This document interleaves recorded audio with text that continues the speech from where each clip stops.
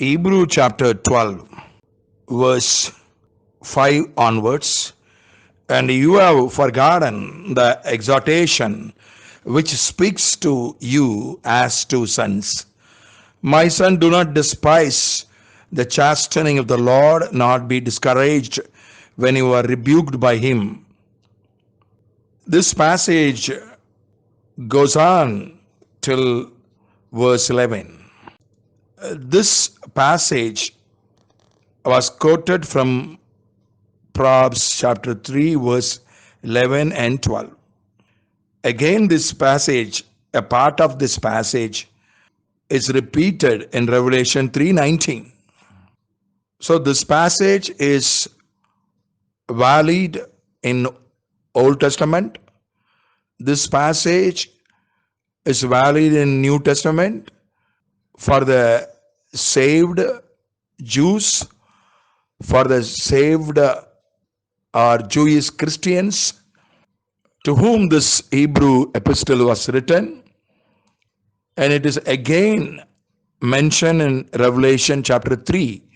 Revelation was originally written to the Gentile churches, 7 churches in Minor Asia. So this is valid. This passage is valid to everyone, to all seasons, to all times. So God disciplines his children. God rebukes his children. God chastens his children. God punishes his children as a father. So I want to read another part from this verse 8. But if you are without chastening, of which all have become partakers, then you are illegitimate and not sons. If God chastens you or disciplines you or rebukes you or gives you fatherly correction or gives you fatherly punishment, then only you are God's child. If God doesn't rebuke you, nor discipline you, nor correct you, you are not at all the child of God. There are at least 3 proofs that I am a child of God. One is the word of God. Another one is that is mentioned in John 1:12. Another proof is the Spirit of God. It is mentioned in Romans chapter 8.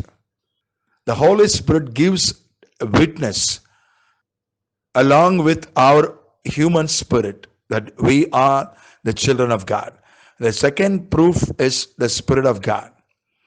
The third proof is discipline by God.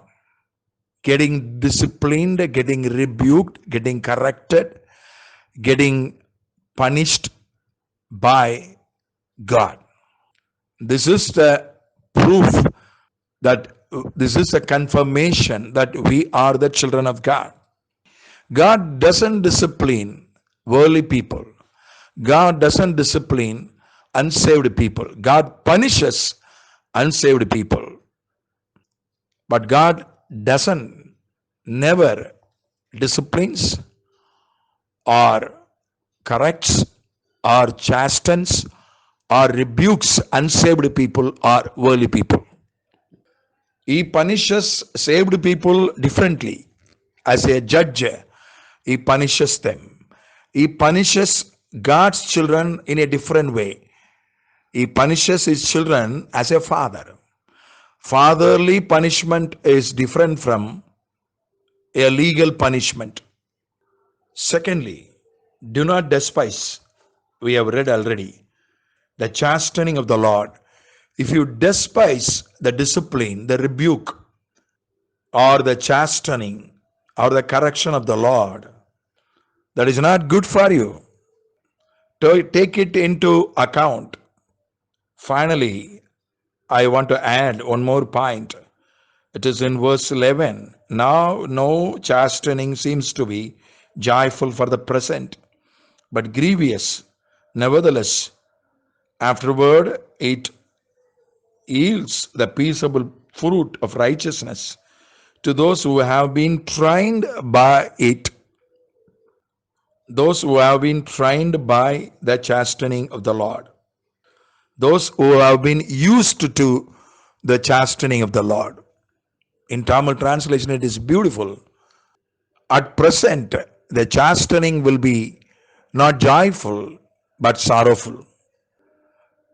In the beginning, you may get discouraged when you face the chastening of the Lord.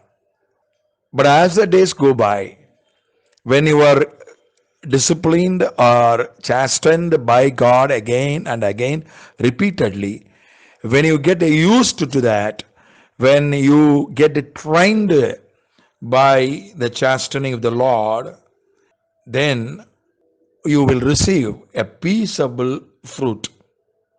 It gives peaceable fruit. It gives the fruit of righteousness.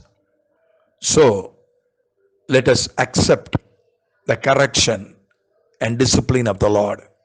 Let us receive, let us respond to the correction of the Lord. The word disciple, actually, it came from the word discipline. Who is a disciple? One who is disciplined is a disciple. So if you want to be a disciple, you allow yourself to be disciplined by the Lord. Amen.